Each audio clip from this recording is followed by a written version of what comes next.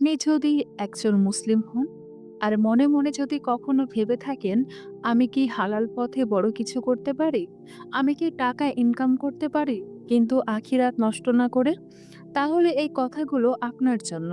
আপনি কি জানেন, এই দুনিয়ার সবচেয়ে ধনী মানুষেরা টাকার জন্য কাজ করে না, বরং তারা এমন কিছু তৈরি করে যেখানে টাকা তাদের জন্য কাজ করে। এটা কোনো রহস্য নয়, কোনো ম্যাজিকও নয়। এটা এক ধরনের চিন্তাধারা, একটা সিস্টেম। আর অবাক করা বিষয় কি জানেন? এই সিস্টেমের মূলনীতি ইসলাম আমাদের বহু আগেই শিখিয়ে দিয়েছেন। সেটা কি?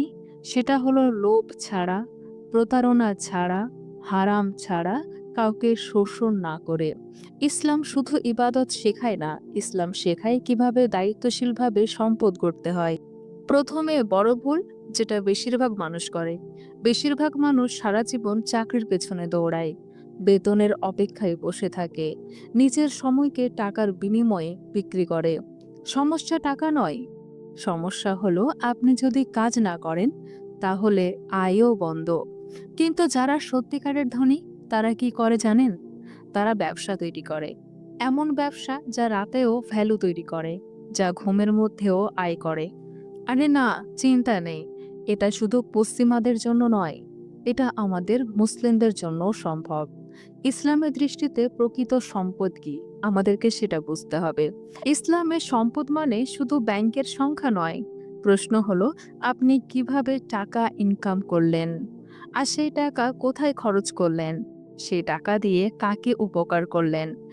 কারণ কল্পনা করুন, আপনার কাছে দুনিয়ার সবকিছু আছে, বড় ব্যবসা, দামি গাড়ি, সুন্দর বাড়ি, কিন্তু কেয়ামতের দিন আপনি দাঁড়িয়ে আছেন শূন্য হাতে।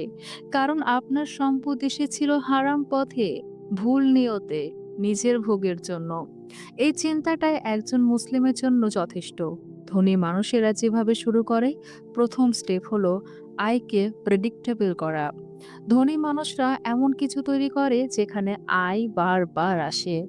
সাবস্ক্রিপশন, দীর্ঘমেয়াদী ক্লায়েন্ট, স্থায়ী কন্ট্রাক্ট, বিশ্বাসভিত্তিক সম্পর্ক। আজকাল অনেক তরুণ, বিশেষ করে মুসলিমরা, ছোট ছোট সাইড হাসাল নিয়ে ব্যস্ত। আজ এটা তো কাল ওটা। কিন্তু সত্যটা হলো, দীর্ঘমেয়াদে সফল হয় যে একজন একটা জিনিসে ফোকাস রাখতে পারে। আমি নিজেও এই ভুল অনেকবারই করেছি। একসাথে সব করতে গিয়ে শুধু বিভ্রান্ত হয়েছি। ইসলাম আমাদের শেখায় ইস্তিকামা, মানে ধারাবাহিকতা। বারাকা আসে ধারাবাহিকতা থেকে, হঠাৎ উত্তেজনা থেকে নয়। টাকা কামান, কিন্তু ইমান বাঁচিয়ে। সত্যিকারের ব্যবসায়ীরা মানুষকে ঠকিয়ে টাকা বানায় না, তারা ভ্যালু তৈরি করে। আপনার প্রোডাক্ট যদি মানুষের উপকার না করে, আপনি হয়তো একবার বিক্রি করতে পারবেন, কিন্তু টিকে থাকতে পারবেন না। ইসলামে মুনাফা হারাম নয়, হারাম হলো মিথ্যা, প্রতারণা, লুকানো শর্ত। নবী সাল্লাল্লাহু আলাইহি সাল্লাম বলেছেন, সৎ ও বিশ্বাসযোগ্য ব্যবসায়ী জান্নাতে উচ্চ মর্যাদা পাবে।